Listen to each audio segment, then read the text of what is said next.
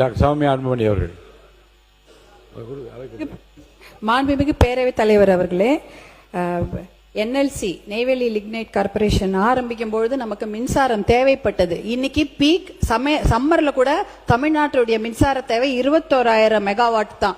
ஆனா தமிழ்நாட்டுடைய அரசாங்கத்துடைய இப்ப மின்சாரம் தனியார் மற்றும் அரசு துறையில 36,000 மெகாவாட் அதிகமாக இருக்கிறது. மின்மிகை மாநிலமா ஆகிவிட்டோம். இனிமேல் என்எல்சியோட அதுல பங்கு பாத்தீங்கன்னா 2,000 மெகாவாட் மட்டும்தான்.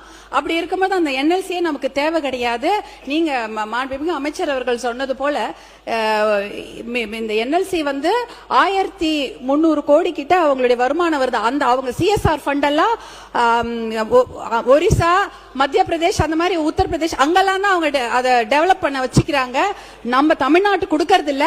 அவங்க சிஎஸ்ஆர் ஃபண்ட் வச்சு நமக்கு தடுப்பணைகள் கட்டி கொடுக்க சொல்லுங்க, இல்ல நெல் அந்த கோடவுன் கட்டி கொடுக்க சொல்லுங்க. நம்ம கிட்ட காசு இல்ல, நிதி நிலைமை நெருக்கடின்னு சொல்ற அந்த சிஎஸ்ஆர் ஃபண்ட்ல எல்லா மாவட்டத்துக்கும் அவங்க கட்டி கொடுக்கணும் தடுப்பணைகள். அதை அவர்களும் நீங்கள் கண்டிப்பா கேட்க வேண்டும். அதே போல 40,000 ஏக்கரை அவங்க அழிச்சிட்டு தான் ஒரு அப்படியே நைட்டோட நைட்டா மக்கள் எல்லாம் கொண்டு போய் விஜய மாநகரன்ற ஊர்ல கொண்டு போய் தங்கிட்டாங்க. மூட்டை முடிச்சோட ஒரு வெளியூர்ல அகதிகளா போய் சேர்ந்துட்டாங்க.